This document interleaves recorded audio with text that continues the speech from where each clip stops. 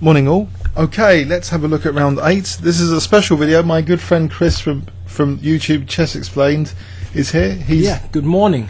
You're not a bad player, are you, Chris? You're an IM now, yeah? Yeah. Since last time we did duels. I managed to get the title finally summer last year. FIDE got their paperwork sorted out. It took like ages, but they finally managed. But potentially you were an IM about 10 years ago as well.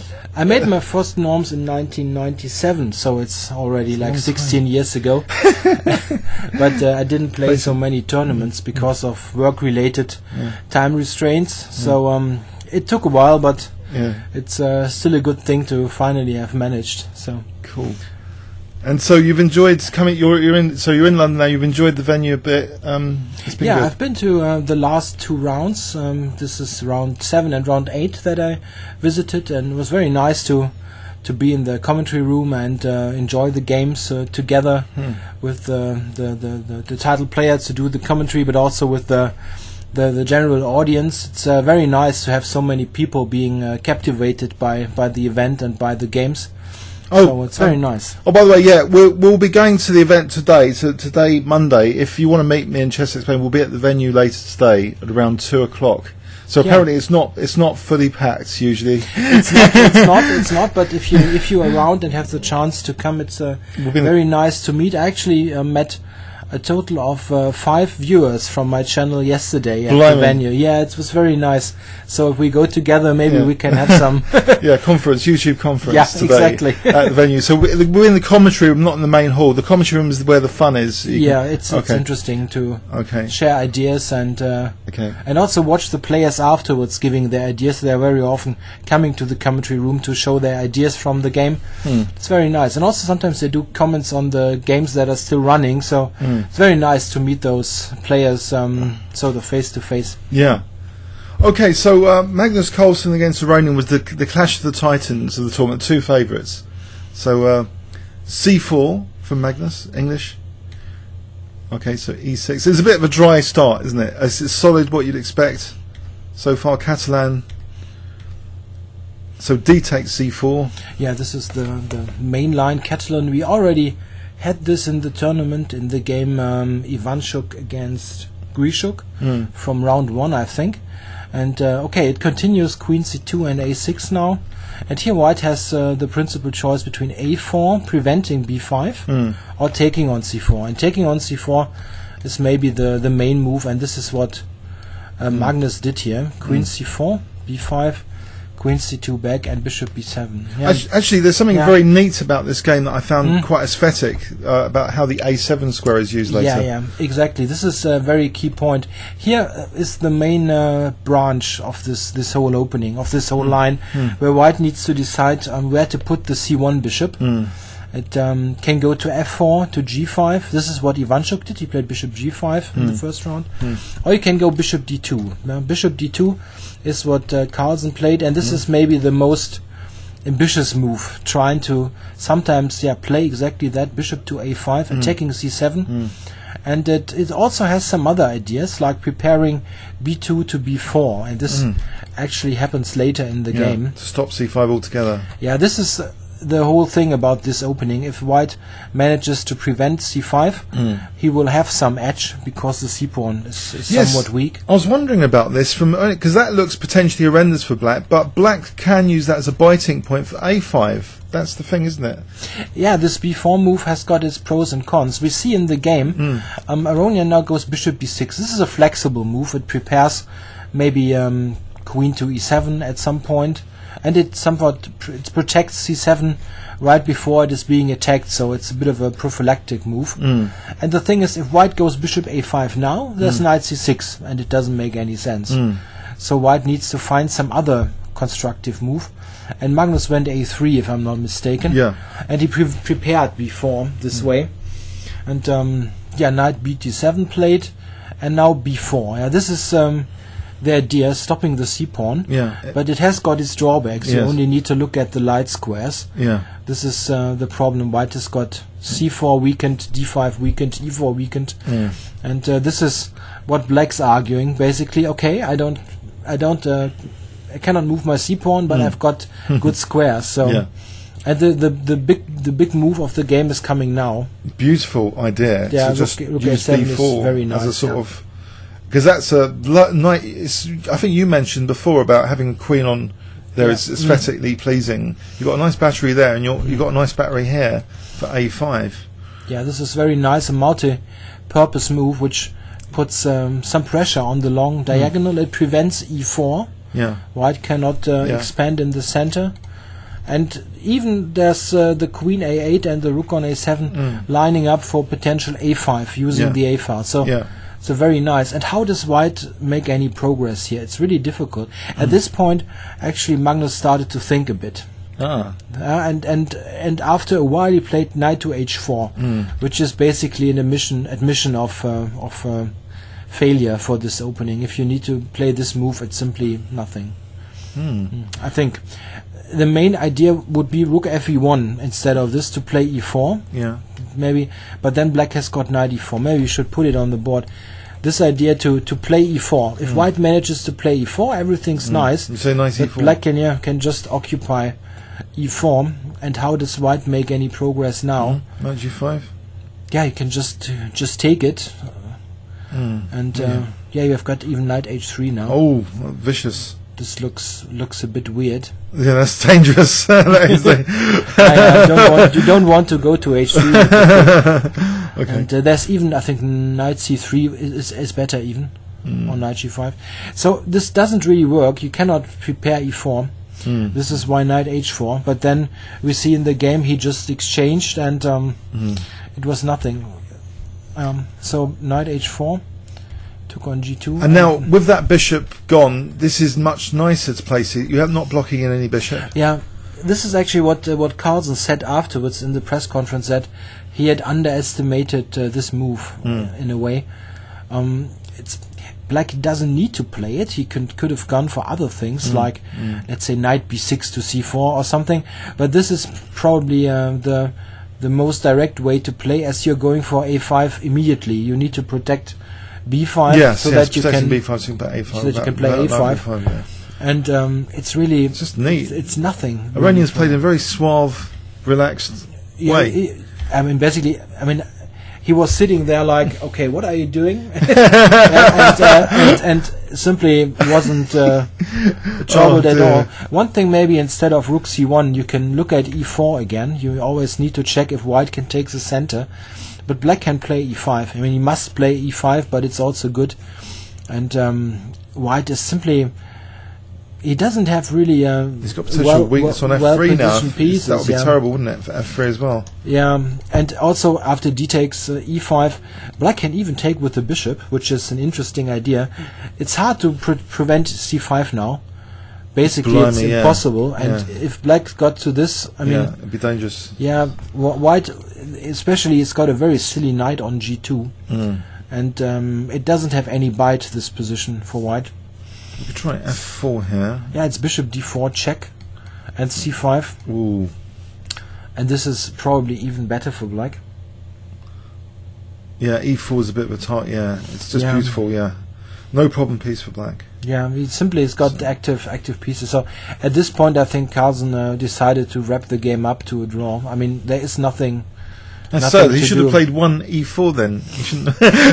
He shouldn't have played this. Yeah. You can prepare with computers. Yeah, well, I recently learned the figure of speech in English. This is hindsight is always 20/20, and I need to use it here because afterwards you're really the clever guy who knows that e4 would have been better. No, maybe not. No, Iranian's pretty good as well, isn't he? He's pretty good. He rarely loses with 1e4, 1e5 also. So yeah, well, at this point, both sides have a weakness. White has got one on b4, and black's got one on c6, and they pretty much cancel each other out. And especially white has got this silly piece on g2. Yeah, he tried to improve it now. I don't think it even threatens this. There's various moves. It's not really a threat. It's not really a threat. Otherwise, I think he more wants to go to d3 to have it on a useful square to cover b4. Yeah, he just took on here, and if white now takes with the pawn, which looks a bit more ambitious, maybe not exchanging so much, there's rook a2 coming, and you don't want that. Oh, sorry, I'm just going to close this chess base. Sorry, I think something... rook a2 now. Rook a2. Yeah, this is simple but good. Attacks d2, and how do you actually defend now? That's a pain, isn't it? Yeah, it's really uncomfortable. This. If we go here, then maybe knight... Yeah, it's also... A simple move like bishop f4 is a problem. You want to take with the pawn, really? If you take with the queen, it's e2 hanging. Oh, good. Yeah, and there's knight f6 with tempo, knight to d5. This is actually a clear advantage for black. Yeah. So he must really take here. And here, black can do various things. He decided to completely kill the game now with c5. I mean, a draw is fine for Aronian, and he didn't... Wow, effortless draw with Magnus Carlsen. Aronian spent about 30 minutes for the whole game. This was all preparation here. He was still blitzing, basically. Gee. And around here, they started like use a minute or so for a move, but it was really... the whole game was just 90 minutes. I mean... 40 moves sounds like, okay, they sat there for 3 hours, but it was really quickly done. And it's quite surprising, actually, if you look at the rules for the tournament. They need to play 30 moves before they agree to a draw. You cannot agree before move 30, but for some reason they played up to move 41 and then agreed to a draw. I thought this was a bit almost reckless, but it's okay, isn't it, to play for g5? Potentially it's a weak g5 pawn, though, no? Yeah, but it gains some space. I mean... It's okay. It's because as long as his rook's on the fifth. Yeah, white is fine. It's no way ever to get in trouble here. There's a critical f6 weakness though. Yeah. Yeah, that's a slight weakness. I was just joking on Chess Bomb that actually that there is a long-term plan potentially if white had lots of moves. Yeah. Here, white could play a bit like this with knight f6. Yeah, but does it do much? I mean, I'm just kidding, really. Yeah. At any point, black's got rook c5. Yeah, it's got rook c5, and I also thought when I was watching, just you can also always go rook c7 and always play rook c7, a7, c7, a7 till the end of time, and it's nothing happening. In fact, so that weak g5 is picked on. Yeah, here. this is the easiest. Just get rid of the rooks also, and so a bit of a nothing game, but it sometimes happens. I think Carlsen said in the press conference that he wanted to play a risk-free opening. He certainly managed, but it sometimes happens if the preparation is working.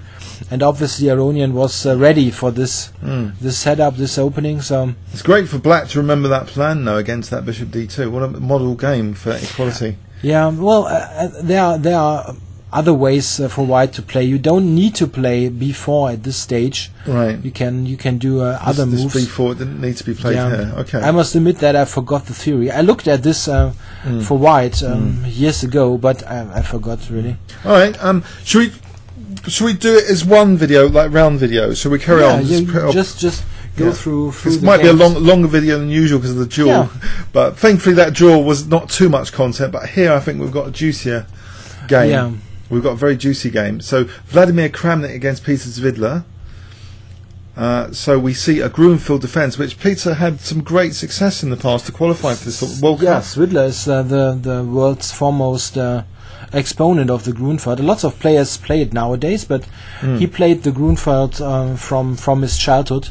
I mean, even the first time I saw Zvidler playing was in the World Junior Championships 1992 in Duisburg, which is the town where I live, and they played the World Juniors there, and he was playing in the under 16 group. And back then even he played the Grunfelder, so he played it like from he was like a little kid, and I was actually surprised that he played it in this specific game against Kramnik, because he's got a terrible score against Kramnik. He lost like tons of games and never won anything. He always lost, and I was surprised because he had some really neat opening ideas in the event. He played the Queen's Gambit accepted against Aronian, gaining a quick draw, and he had nice ideas prepared. So I was a bit surprised that he sort of played his usual stuff and not have something special prepared. But there was some special preparation, but by Kramnik. We see it a while later. So this line with bishop e3, So Kasparov had some wins with this as well, with just allowing. Well, a lot of people just the king doesn't. You don't mind the queens coming off here. Yeah, this is a line that started to get popular in the 1980s. Before the 80s, it was always thought that the knight doesn't belong on f3 for some reason. And then they discovered this rook b1 line, 8 rook b1, and this line. And it is popular ever since. It also has been used extensively in the World Championship matches. Karpov played it a couple of times against Kasparov, mostly without the knight on f3. He started with bishop e3. And Kramnik beat Kasparov in a crucial game in London, actually, in the second game of the 2000 match, where Kramnik won in this line against Kasparov, and this made Kasparov quit the Grunfeld for the whole match. Blimey! And really, it was a very important game. It was a bit different. I think Kramnik played rook b1 at some point, but I cannot recall the game completely. Yeah. But this is a very classical way to play. Now black exchanges on d4, and queens are exchanged. Yeah. And, this is a typical struggle of. Kramnik's very good with connected pass pawns. We had this, his game when he crushed Nunn in the Olympiad. That was in the Chess Monthly. That was the first time I heard of Kramnik. He's very, very good with pawns, isn't he, Kramnik?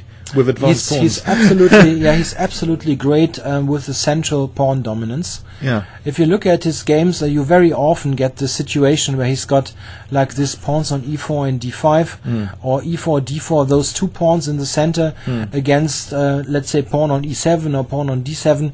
If he's got an advantage in the center, he's very often deadly. Really. Deadly. That's what I was thinking. Yeah. So here, so you prepped me up a little bit before this. So here is actually a novelty move coming up here on move 14. So usually it's king e1 here, yeah? Yeah, you need to get out of the d file. This is logical enough, but the normal move is king e1. Because black's threatening e6. Yeah, exactly. So king c2, this is the novelty then. And it's only been played once before by some... in a very relatively unknown guy, of the unknown players. And it at first sight, it looks a bit weird. I mean, in the commentary room, they were all looking like, oh, what kind of move is this? You want to use the c file for the rook, for example, but it has got some points. One thing is, after king e1, there are various moves possible. One move after king e1, for example, is also knight to b4. Just to have a look at this, attacking a2 and activating the knight. If you look at this with the king on c2, the knight check is completely useless. You just go to here. Yeah, you just go to b3 and ask the knight, what are you doing there? It needs to retreat. So the king move to c2 poses really unique new problems, and Swidler immediately went into the think tank like 30 minutes. He invested 30 minutes here. Up to this point, they basically blitzed, and Kramnik had played this also instantly. And now Swidler went knight to e5.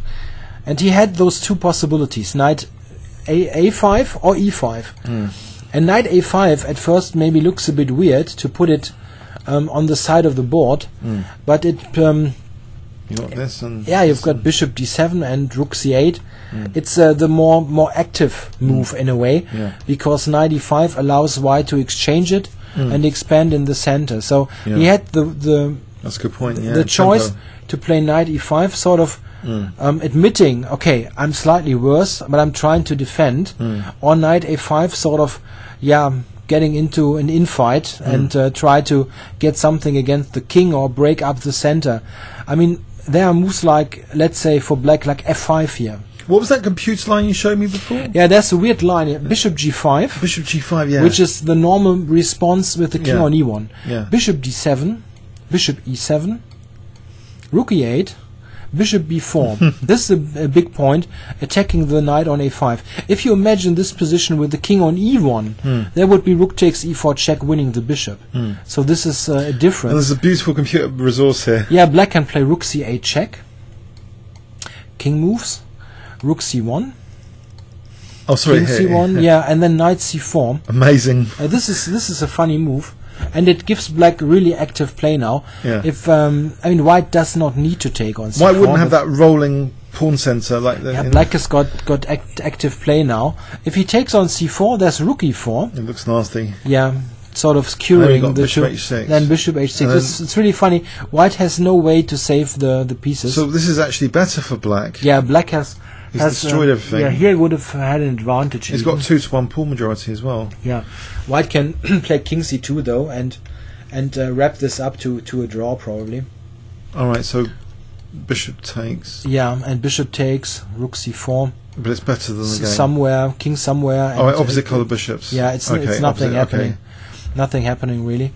But this is not easy to calculate, and it's not a forced line by any means. But the thing is, if you are surprised by a move like king c2, and you know, okay, the other guy has analyzed all this beforehand, you maybe are more inclined to take the safer move, and he played this knight a5. But it does have a positional downside, this rolling center. White now takes and plays a quick here, bishop c4. He's always got this now as a threat. Yeah, he's always got f4 coming. Yeah, bishop b6, king b3. And that controls a4 as well. Yeah. Why black didn't bother to play bishop a4 check here then? It's not sure. Maybe just bishop b3. I'm not sure if. But the king can always go to d3 and you can threaten king c7. Sorry. I'm not sure. I mean, you can also go bishop b3 simply. Let's say f4, bishop a4 check, and bishop b3. Yeah, it's no big deal. Okay, it's not a big deal. Yeah, now black needs to exchange on b3 maybe, or play rook c8. And you get your king on b3. It's White has got some activity with his king also. If you look at various endgames, I'd rather have the king on b3 than on g8 as black. Well, you can just put the king here. Actually. You can also play this one. Yeah. Yeah. Okay, it's not a big deal. It's not a problem really for White. Okay, so bishop d6, and with these pawns now, king b3 holding that a4. Yeah, and now White always has the idea to push even further with e5. Yeah. So black played f6. Put the brakes on the center. Yeah, and now a4 because stop any b5s. Black's got b5 in maybe. Yeah, and this was a position. Well, the commentators actually thought that White has a slight advantage, which is probably all right. The assessment. I actually would have taken bets now that Kramnik would win the game. Actually, in that classic Kramnik Nun King's Indian game, there was an h4, h5, then an exchange set, and then the pawns crash through the center. He's really just very, very good at his pawn mobility. Yeah, this is. I mean, Kramnik is probably the world's top player in queenless middle games. Like in this is close to an end game, but it's lots of pieces still on the board, but no queens on, and he's simply brilliant without queens. Yeah. This is why he played the Berlin Wall against Kasparov. Oh, he didn't want the queens on. Yeah. Let's get the queens off. Okay, so this is interesting now. This so it looks as though the brakes are on at the moment for e5. But there's h5 as a problem. If black tries to stop h5, do we just crash with g4? Yeah, the problem is that White has more than one plan. You've got this h5. g4? Yeah, White can prepare g4, but White has another simple plan which is difficult to fight, like g3 and bishop d4 and then e5. Oh, right, of course. This is secure f4 first. Need to cover f4 and then e5. And bishop d4. And White is just pushing slowly forward. All right, so this is horrible. So king f7. A neat line that I saw during the game was if black exchanges on c1, instead of king f7. Yeah, black can take on c1 first. Yeah.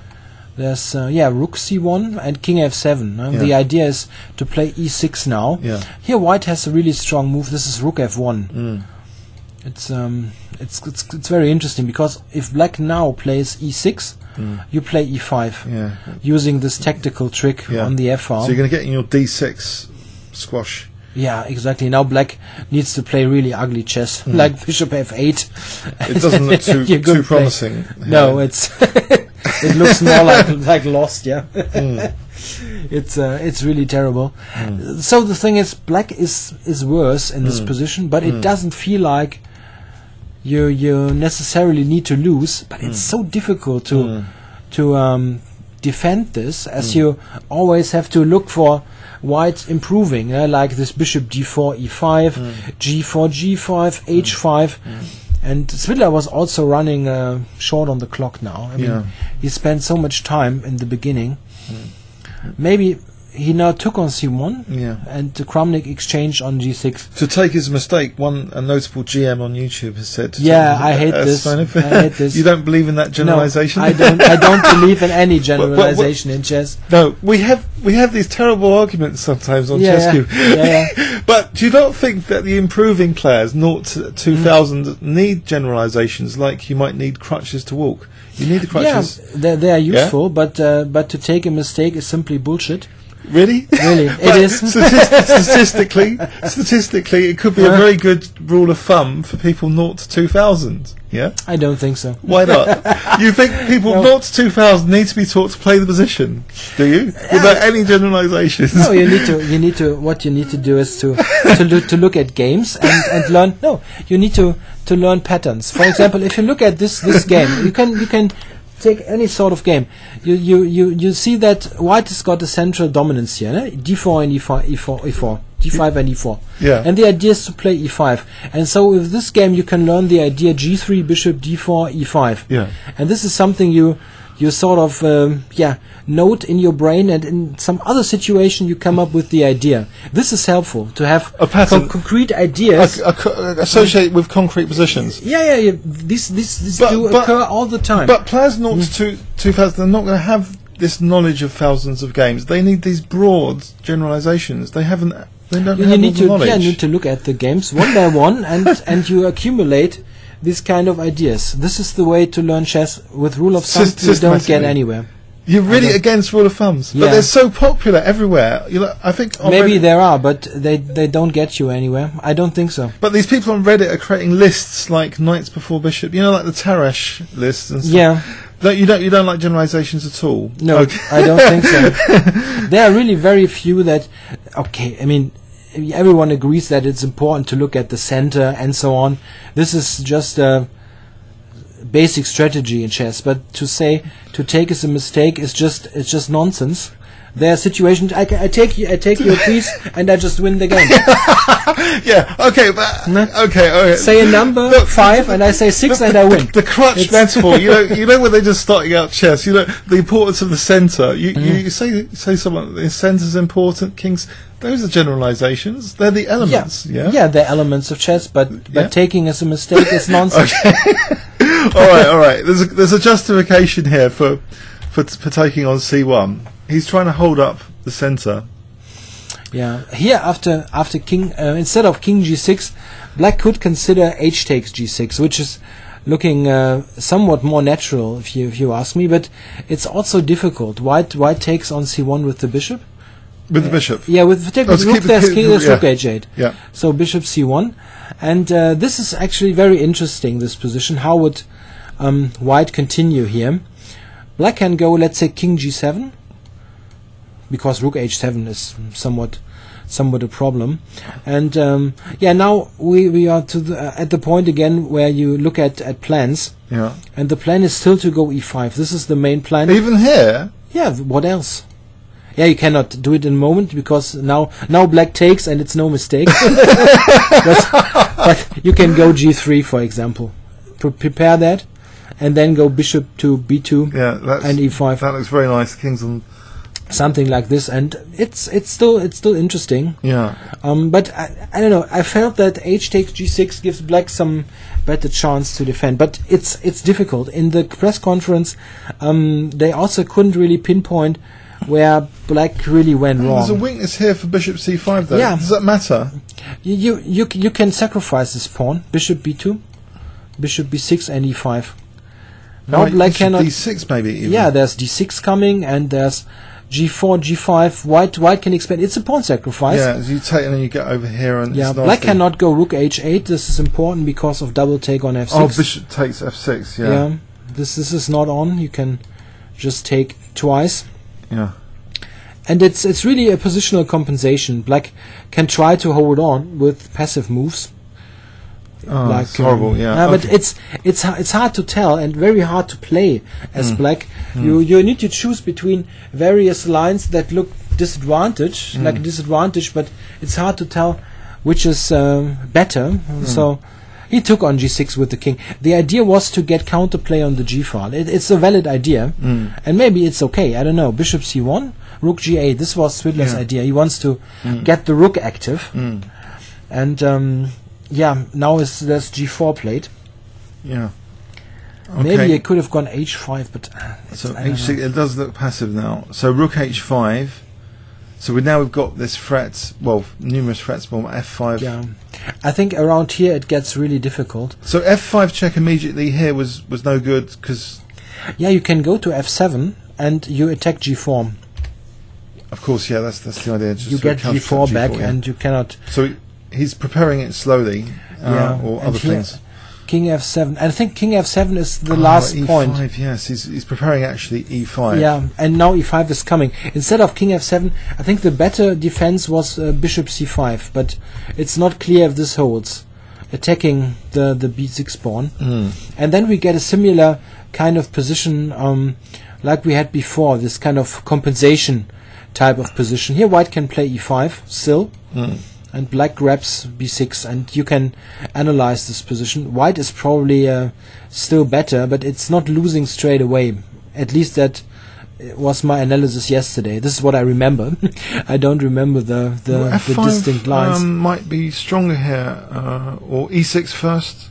It looks good for white, yeah. Because then f5 and the king likes. It looks still bad, yeah. I don't really remember. Yeah, if you don't allow king f7, then f5 is even stronger. Analyze. Maybe rook c8 or something. It makes f5 more effective without king f7. It looks dreadful. Because you can't even get g4 then if your king's not there. You're on g4 because that would be mate. I really didn't like black's position. Yeah. Okay, so it's a squash. We're witnessing a squash in the centre. Actually, some of my favourite Kasparov games are squashing in the centre. It makes it look easy from the opening. Okay, so bishop c5, check. So we have this beautiful pawn chain. He doesn't mind giving up b6. So f5, he's just got these dangerous connected passed pawns. Okay, so here trying to do something.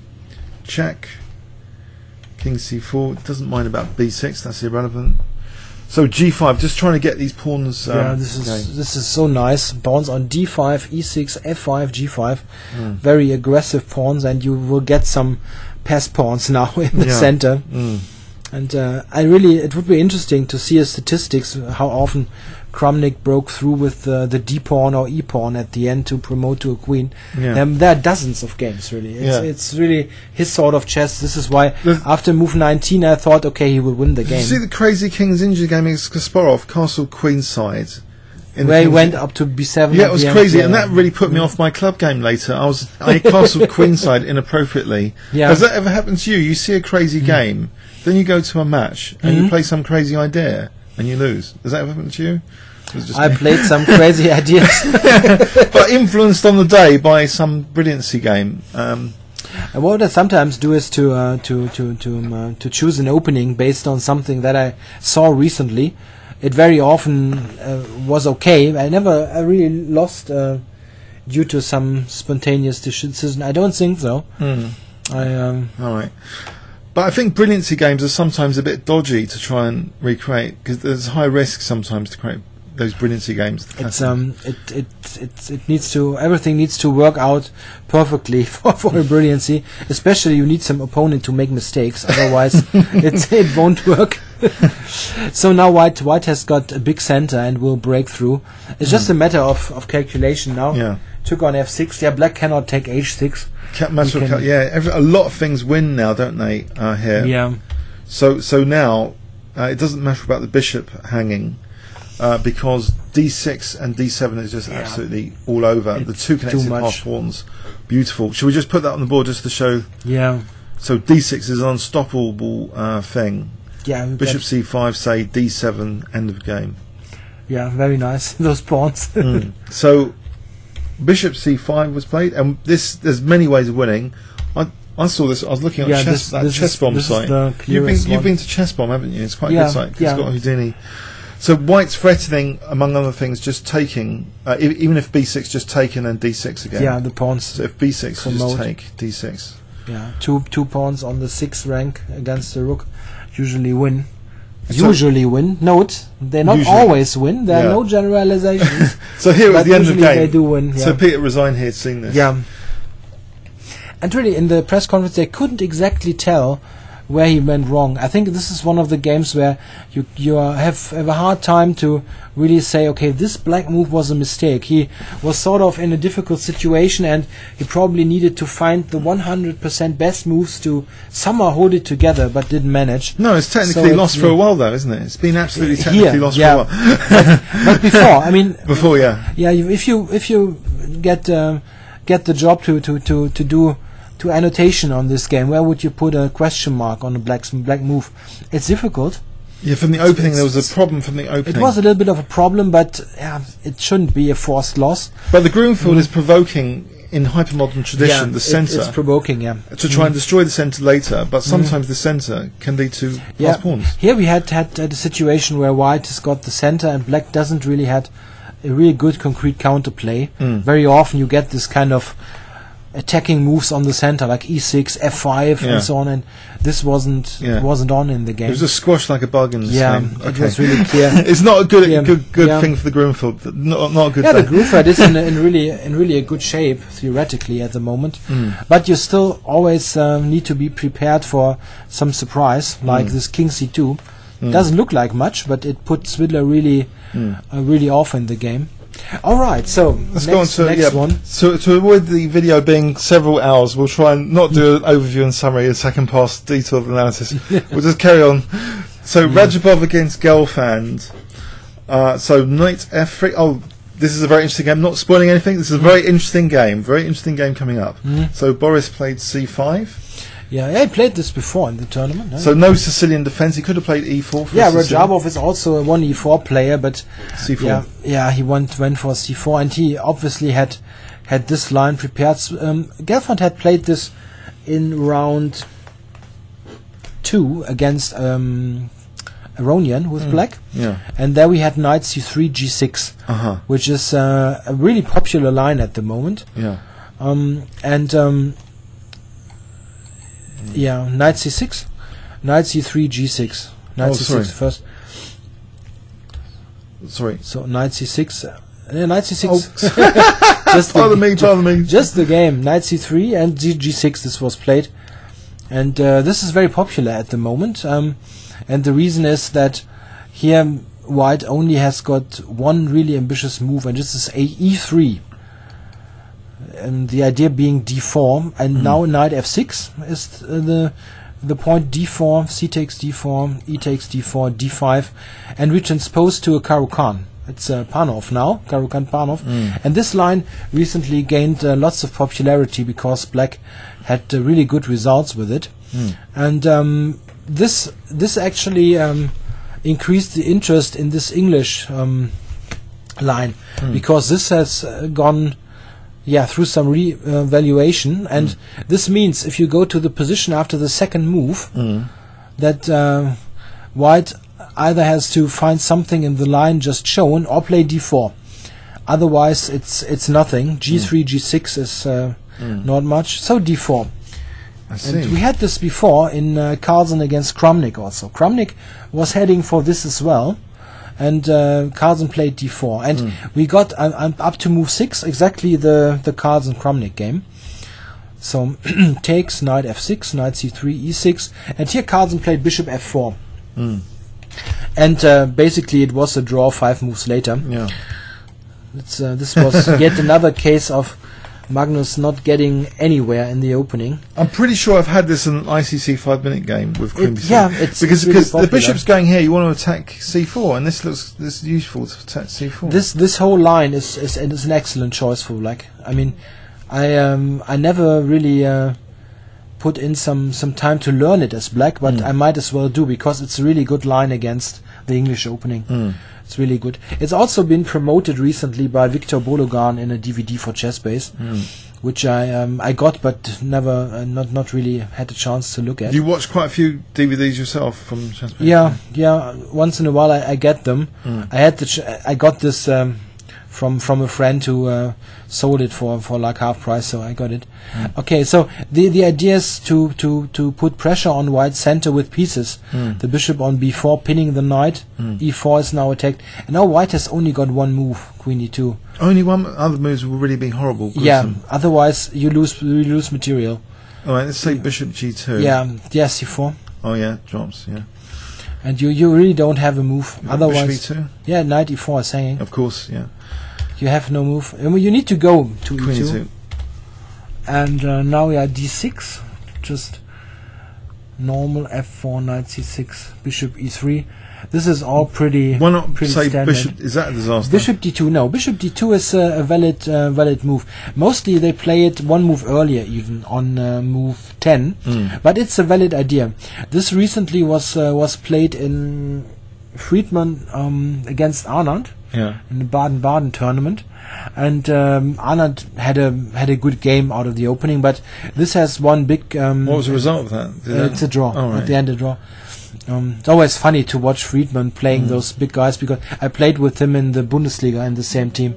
It's always funny to see someone you actually know play in those events. Yeah, the big advantage of this compared to Rajabov's choice is you don't get this destroyed pawn structure. Pawns, yeah. It looks like the sniper. It's called the sniper. Someone called Charles Story has got a thing on. It looks a little bit like that. You can, if you smash that c file, you got great play later, haven't you? On blockades c4, c5. Yeah, black now took on c3 and went queen to c7, and now you've got this really terrible easy targets terrible pawn structure. And white's usual compensation are the bishops, the space, and the pawn center. And well, here black has mostly played two moves, castles, and after this white has the choice to play c5, or he can play castles himself, or what black also tried to do is to stop c5 with b6. But b6 is answered by e5, which leads to an advantage. It's really bad, actually, but we won't go through the lines. It's nasty, what Gelfand tried to do is to prevent e4, e5, and he played e5 himself, which is a rare move. It only has been played like half a dozen times, at least. It looks so logical, though. It's a very logical move. Very logical move. I think what put players off probably was the move, that Rajabov played c5. But here comes the big moment, where Gelfand played a new move, and a really good one. He played the simple move b6. Just it's almost parallel. You're undoubling white's. Well, white's undoubling his pawns anyway, but you're getting that a6 square potentially. Bishop a6. Yeah, you've got bishop a6 as a possible move coming later. Coming up, So c takes. Yeah, what a beautiful concept for the bishop a6, because we see this is all part of bishop a6 coming up. Yeah, exactly. Beautiful concept. So even though that queen's okay, now f5 leaves kind of white with a fragile position. Actually, can't use the f file tool. No? In this position, actually, Rajabov in the press conference mentioned the idea f takes e5. I know it looks terrible for the structure, but the bishops. Knight e5 and knight d4. Knight d4. Yeah, activate the knight first to go to f5, and then bishop to d4. All right, that looks promising in some respects. I think this is better than the game. It looks atrocious with the pawns. A2, c3, and e4. As Rajabov said, I've got 5 islands. This cannot be good. But compared to the game, which really quickly as a general rule, you should minimize your number of islands. As a general rule. This is really a general rule that applies. That applies in a lot of cases. More than 80%. Look at this position. If white manages to play, let's say knight f5, bishop d4, you can easily mate black. So it's dangerous though. It's a very unbalanced position where white has got all those weaknesses, but he's got at least room for the pieces. Look at the position after f5. Well, immediately this is cozier for the black king's safety, because there's no f file. There's no d4 square for this knight hopping to f5. what Rajabov said, he intended to play g4, g5. Actually, So when I first looked at the position in the press room, in the commentary room, I thought White would be doing great. Oh, right, for if he gets a pawn to f6, that would be slaughter. g4, for the g5 king. is, maybe it looks terrible. What I didn't appreciate, and also the commentators didn't appreciate at first, is this idea. Let's say, rook d8. Yeah, so he's immediately threatening queen d3. Yeah. So g4 can be answered by queen d3. So rook d1. Well, this is why you can go queen d3 is one possibility, or still queen a3. That's a real pain. Yeah, and this is bad. You don't So want you to play rook exchange d1, and then queen a3. and then the beautiful idea that this g4 is too slow again. Yeah, and this is the star move, like What a pain. getting the bishop on a6. If you try g4 here, then you get blasted. Do you? Yeah, bishop a6, and what do you move? You move the queen. Yeah, we lose a pawn at least. So take, and then the knight's hanging. Yeah, it's also completely. And then the rook's. You lose all kind of coordination on the queen side now. You can't go in for this g5 here. No, it's too slow. Yeah, you can. I cannot take on e4. Actually, there's bishop e2 here. Bishop e2. Yeah, of course. It gets really bad. This is really. This is over. Oh, okay. So this g4, it's not g5 is playable. never achievable. And it's not. The thing is, this is g4, g5 is a relatively slow attack. I mean, black can always play h6, for example, to stop it for a minute, but black is just too quick with bishop a6. But this, for a moment, looks as though black's going backwards a bit with this knight. Yeah, but it's fine. In fact, the knight's got a useful b7 potentially. yeah. Bishop g5, bishop a6. I thought around here it became obvious that black had a good position, I think. Especially one good maneuver here is this bishop a6 and then knight b7 d6. It's very nice to get the knight needs to go to d6, not to c6. You would have maybe think, oh, knight c6, but what is the knight doing on c6? It's Nothing. looking at d4, b4. This is all controlled. Covered by this it one. doesn't make sense. But bishop E4, knight to Achilles heel. to d6. Yeah, you need to go to attack the weaknesses. Yeah, the e4 one. So there's beautiful weaknesses to attack. This one, and this one still. Yeah. And So the thing is also from a practical point of view, black is certainly a bit better. You quickly see that. I thought this was coming quite amusing when I was looking at chess.com. All these weaknesses, all of a sudden, these ways of winning material started to emerge. Yeah, but one practical aspect is it's very much easier to play with black in this position. Black has very simple concepts: exchange rooks, attack the weak pawns. What is white doing? Maybe he has some elaborate way to keep all this together, but for a human, I mean, not even the computer is showing a clear way to draw this. And for a human with the clock ticking, it was really a pain. Yeah, these three to pick on is beautiful, isn't it? Yeah, it's so just this is a pain. Now, why does it? So he gives up his bishop pair, which must be sad. So why does he play bishop takes f6? What else can he do? I suppose e4 is. It's just hanging. Well, if we try and protect it like this now, I wonder. Yeah, I mean, a simple move is just queen c7, which basically transposes to the game. Yeah, and now it's just under fire. And if you want, you can carry on like that. Okay. It's so difficult. So he took very committal, and now this is quite clever because it gives the king g7 as you were mentioning to me earlier. it gives your king a little bit of luft on g7, so that nothing on the back rank is happening, and it protects e5. It's just a better move, also because it speeds up the queen transfer to the queen side, like queen c7, queen c6.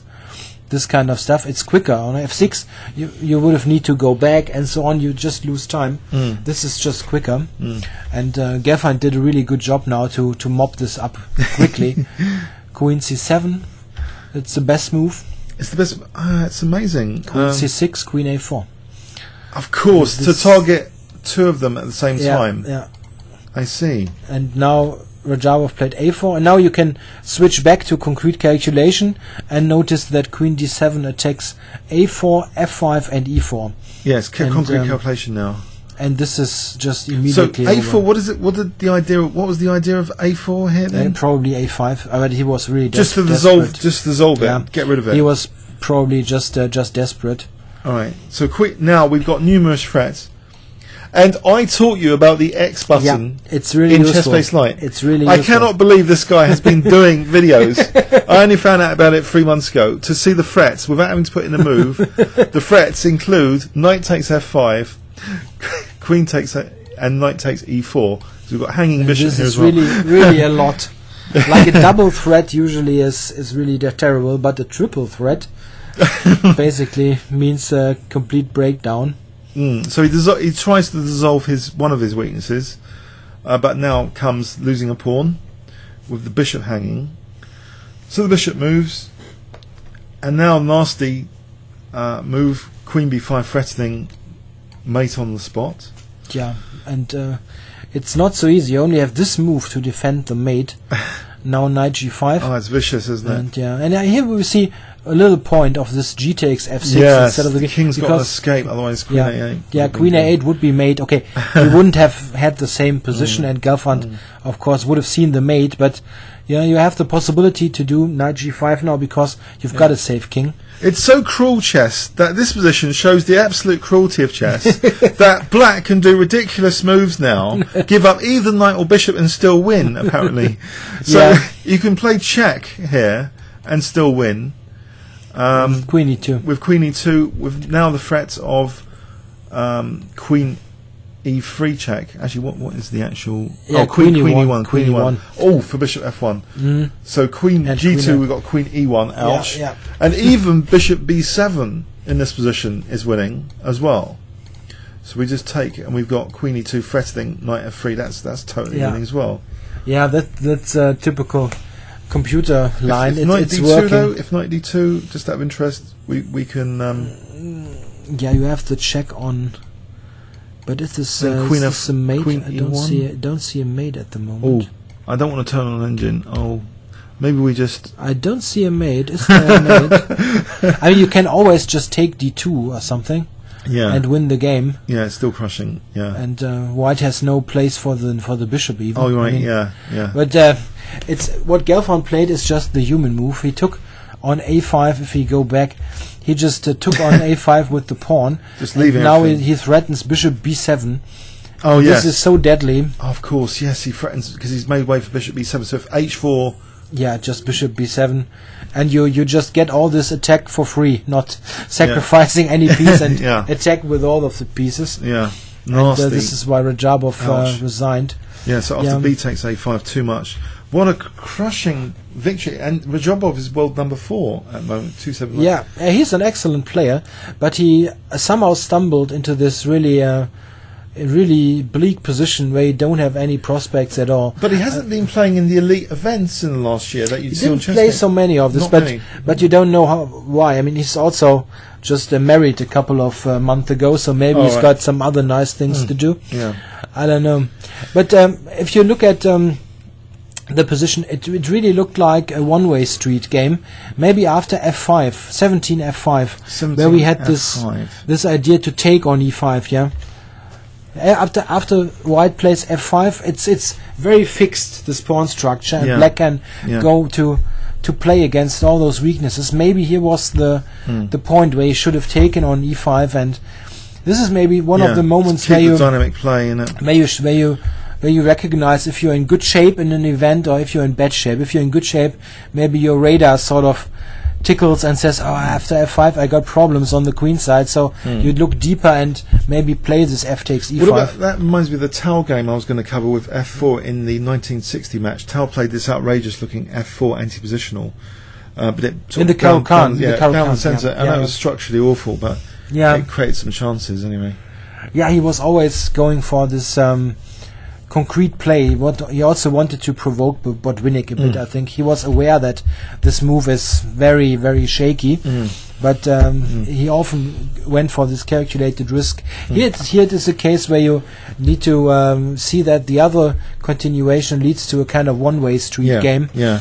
And here it's maybe maybe also good for black. I mean, I'm pretty sure that black has a fine position, but it leads to some sort of fight, an open fight, where the bishops have some... That is his trump card. He's got to play on his trump card. Yeah, and look at the knight on b3. If you put f5 on the board, just once again, look at the knight on b3. What kind of piece is this? It's not helping, is it? Because usually when you play this, you're trying to get a knight to d5 as well. Usually, if white by magic, could somehow transfer this knight to, let's say, c2. Oh, yeah, c2. Then it would have e3, d5, and stuff like that. But try to activate this piece. He didn't. He never managed to move it again in the game, simply because black was too quick with queen a3. It's amazing. A slight crack from here is this a3. It's amazing how a3 and a6 are tied together here with queen a3.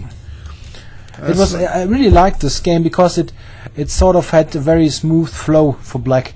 It looked like one strategic concept, and it was realized to full effect. Even though 3 pieces here on the back row lying around. In this position, actually, if you want to, here the computer gives as the best move queen b5. All right. Queen b5. Attacking e5. Yes. Very concrete play. And the ridiculous thing is, the best line according to Houdini is queen e7 back, which makes sense, need to cover it.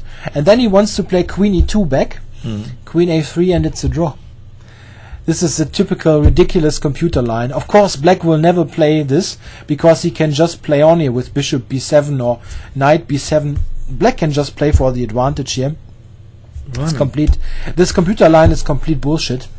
to be frank, it's sometimes very weird what the computer is suggesting.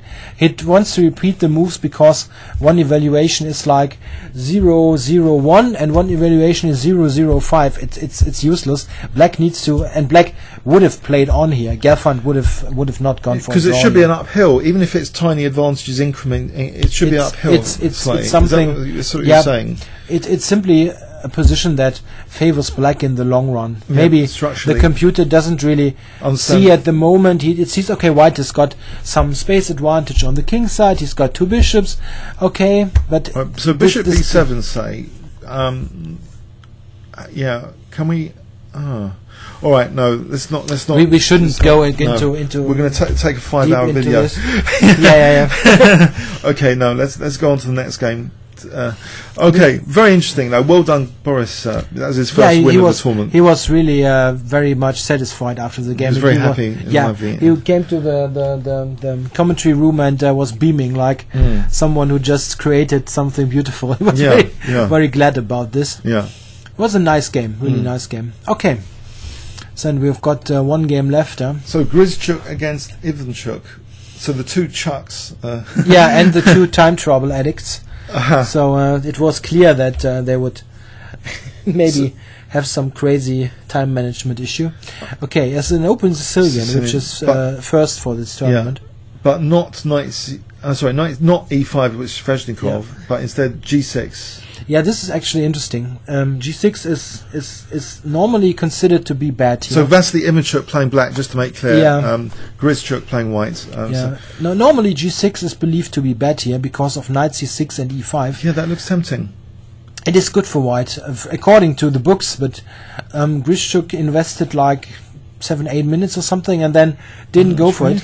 Yeah, that's G4 at some point. It looks like the Norway. Or bishop B2, I don't know.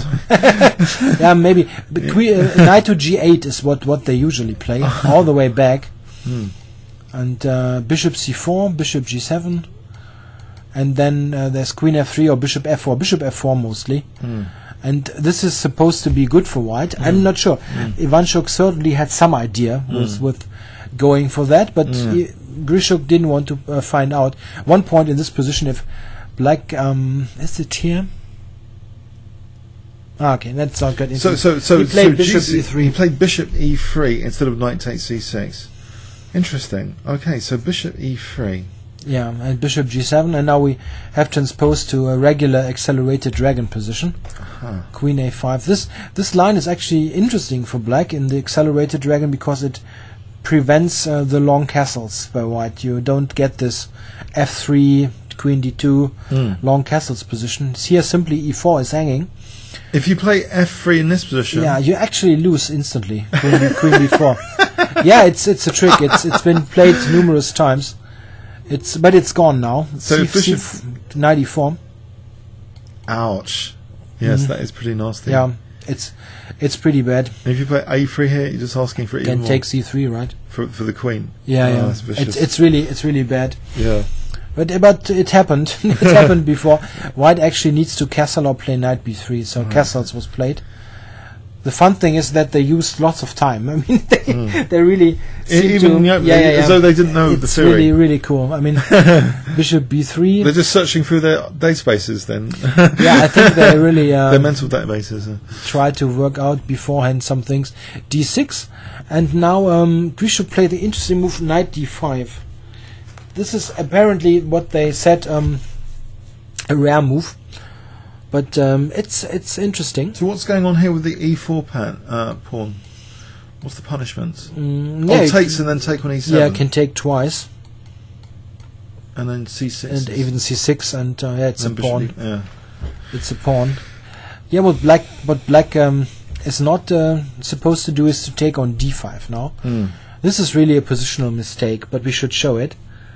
Because that binds on the e-file ed. White takes with the structure pawn. Is good. Exactly, yeah. This is a nightmare position. It's a passive position in it with the e-file. Yeah, e7 is just so weak. Backward pawn, yeah. Like rook e1, rook e3, rook e1. Yeah. And it's a very one-sided kind of position. Yeah.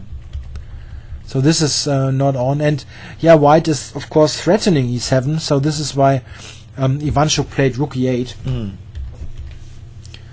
Yeah, now knight f6 was played, bishop takes, and c3. And this, I think, should be very, very slightly better for white. Looks like he's got good pieces on d4 and e3. And c3 is nicely covering this diagonal. Yeah. And, so this c4 square, black can play on the c4 square though. Yeah, and knight g4. Knight g4 is also threatened. So actually this next move sort of covers g4. This was funny because in the press conference Grischuk explained he took for h3, guess how many minutes he took? 30 minutes. Oh, unbelievable. 30 minutes. And he calculated some absolutely crazy lines with f4 as I mean, I cannot reproduce this. It was really deep, like 7 moves deep or something, with f4. And instead, he could have played h3 almost instantly, I believe. In a blitz game, he probably would have played this in 5 seconds. But all right, do you think maybe in some respect, with the presence of engine technology, we're taught there are amazing resources in chess. Could that make modern GM's time management worse because we think there's this amazing stuff, which there is, which we wouldn't, the old players wouldn't care about? It's possible. Yeah. So but it also shows, in some ways, if you look at the tournament, who is leading? It's Carlsen and Aronian, and they don't get into time They're trouble. practical, very practical. They're very practical. They just usually have like 10 or 20 minutes left when they reach move 40. I mean, sometimes they use all that time, but they will never get into this position where you have like move 10 moves and have, I don't know, a minute or something. They have really better time management. And they're not trying to find the perfect move each time, because that really does cost a lot of time and energy, doesn't it? Yeah, this is sort of the pragmatism that was very typical of Karpov, for instance. He really never tried to.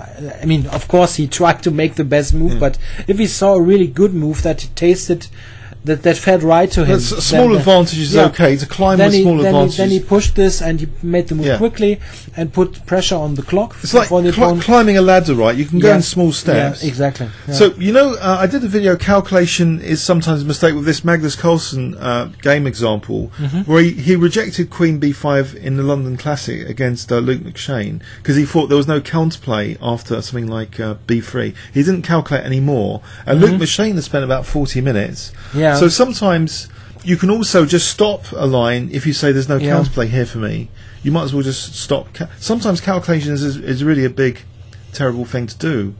If you invest, I mean, it's sort of a risk return thing. If you risk to get into big time trouble by doing lots of calculation, then you maybe better try to reduce the time and just check that you're not blundering something and play a move that looks good and fits to the general spirit of the position. Yeah. And for instance, if you have got a move that kills counterplay, it's often a good one to play, and it's better to do this in quickly instead of calculating very long lines that are maybe wrong anyway. Yeah, I mean, sometimes. You're right. So Queen A6 is looking at that D3 square for his knight. And in fact, the knight does go to D3 here. Yeah, knight C2 is actually a nice move. Yeah. What does it actually do? Sorry, knight B4 to D5. Yeah, exactly. It intends to get to D5 with a tempo via B4, and also prepares this idea bishop to D4 to oppose the black bishop. Of course. And maybe exchange and then F4 later, maybe. Yeah, exactly. It's a good positional move. Yeah. The only thing was they spent endless time on all this. Okay, knight D3 and queen F3, which is also interesting, pressurizing the F7 pawn. So if it was white to move here, he would have maybe even ideas like G4, G5, getting to F7 or bishop B4. It's a simple move. Bishop E6 is what Ivanchuk. This is just the good natural response to get rid of this the pressure on the pawn. So bishop D4. Yeah. Okay, so we have an exchange here. Knight takes D4. Yeah, and bishop takes. Bishop C4 actually. He played bishop C4. So first. B2 is actually a concern here. Why wasn't it a concern in? Because of E6. Yeah, we got pressure on E6. So bishop C4 for a moment, protected by the queen. Now this actually is a threat. It is a threat. So white went, I think, rook B1. It's a bit ugly. Looks a bit awkward, doesn't it? Rook F B1. It looks ugly, but yeah. But okay, in this position, white probably plans to take on C4 and play B3 at some moment. So black probably needs to initiate this exchange now. Okay, so knight E5 first, and then queen goes to E3. Yeah, and now if we look at this, takes on B3, it's very logical, A, B, and queen B6. And how to evaluate this position? What do you think? White potentially has dangerous activities on the king side, no? Yeah, white has this possibility because black has played G6. It's always an issue. Yeah. And another thing that white maybe has is at some point put a knight on D5. It's always a thing in this kind of structure with pawn on E4 versus D6 and E7 in the dragon structure.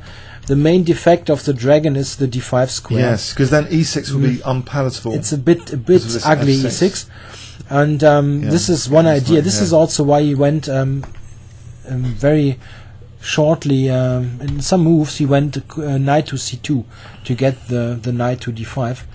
But at this moment, one thing you need to mention is the time situation, which I can. I've been at the venue and looked at this, and at this moment they both were on around 7 to 8 minutes. I can't believe Ivanchuk would get his rating though. You know, in normal FIDE events, if he was playing like a normal IM or GM, he wouldn't be that bothered to be a perfectionist because there's a lot of FIDE rating points at stake. If he was playing someone less than 2600, it's a lot of FIDE rating points to put at stake to be in time trouble, isn't it? I can't believe he'll play the same way against, say, under 2600s. No? It's really hard to understand what he's doing. But do you know what I mean? If the bigger the rating, he'd be losing tons of points in time. How did he get his rating? And he's a Blitz champion as well. I don't know. He won the World Blitz Championship a couple of years back. But that's different, isn't it? From the start of the game, if it's a Blitz, it's a lot different. It's a different thing. It's a different thing. It's really sometimes people confuse that a good Blitz player should be great in time trouble. It's not. It's not the same thing. I mean, I'm not a brilliant Blitz player, but I'm a good Blitz player, and I'm not so great in time trouble somehow. I don't adjust so well, but I don't get into time trouble often. Thankfully. It's a much bigger burden of responsibility. You're going to waste hours on a blunder. Exactly. And you need to sort of switch gears. Yeah, in a Blitz game, you start quickly and you need to speed up a bit at the end, but you basically move instantly all the time. Yeah. And in the tournament game, you sort of start slow, get your coffee, and half an hour and 10 minutes and move, and then you sort of need to like someone on a bike who's cycling in a race. You need to really get some sprint at the end, and it's difficult to do. And what Ivanchuk here did was simply to one word, it was crazy. He still invested time here with 8 minutes on the clock. 22. He's got to reach move 40. He's need to make 18 moves in 8 minutes, which doesn't sound so awful. I mean, you can do it, but then you need to move, but he didn't move. I mean, we don't have the clock times on here, but around this time, for the next, look at the next couple of moves. It's not rocket science. Rook c8, knight c2, exchange on e3. Oh, this knight's coming to that deadly d5 yeah, square.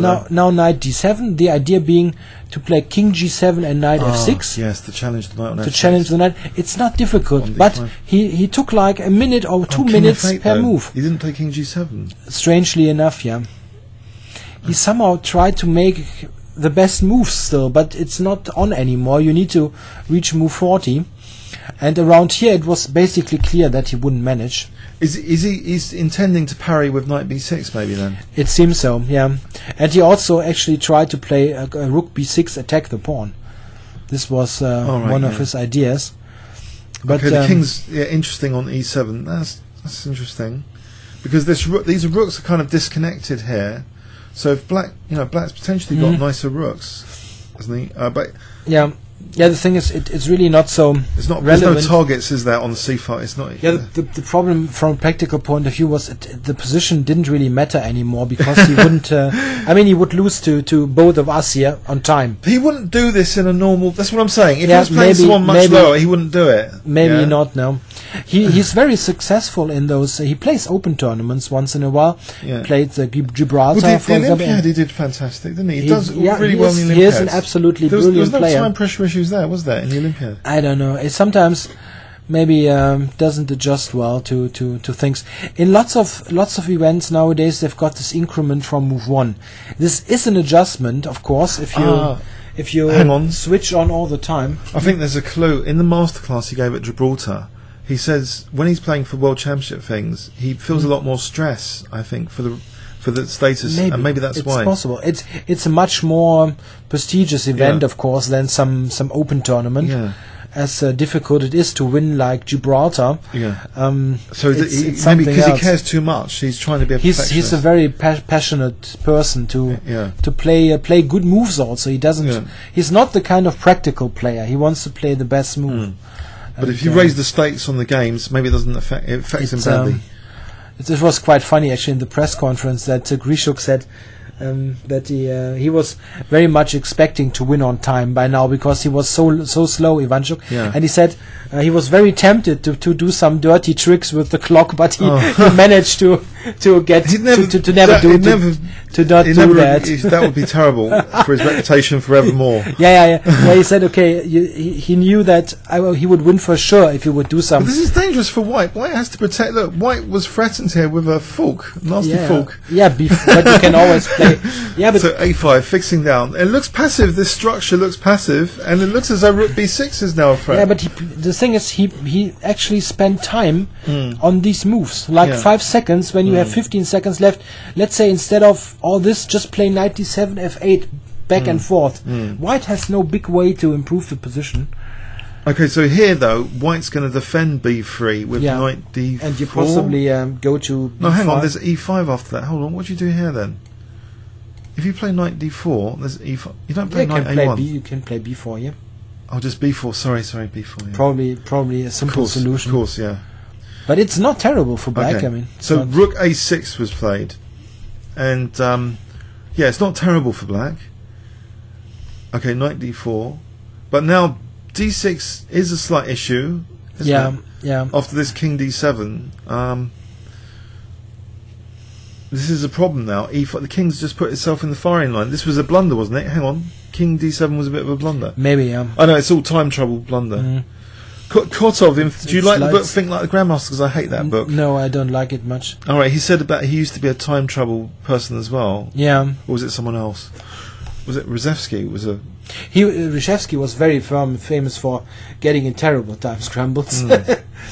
It's sort of an addiction. I think it's also a bit of an adrenaline thing. I mean, if you're, it's like sorry. Hold on a second. Those people who are addicted to drive fast with their cars.